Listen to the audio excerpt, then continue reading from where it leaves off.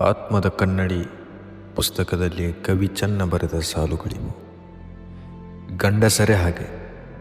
ಗಂಡಸರು ತುಂಬ ಕೆಟ್ಟವರು.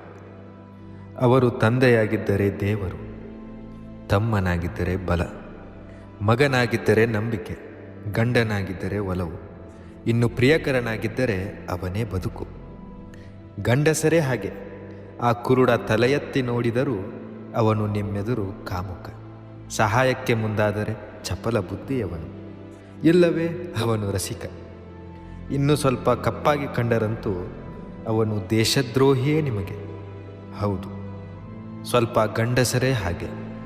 ಅಳದವರು, ಆಳವಾದ ದುಃಖ ಎದೆ ಉಬ್ಬಿಸಿ ಒಳಗಿಟ್ಟುಕೊಂಡವರು, ಶಿಲ್ಪವಾದರೂ ಕಣ್ಣಿಗೆ ಕಲ್ಲಾದವರು, ಕಬ್ಬಲ್ಲದೆ ದುಡಿದು ಬೆಲ್ಲವಾದವರು.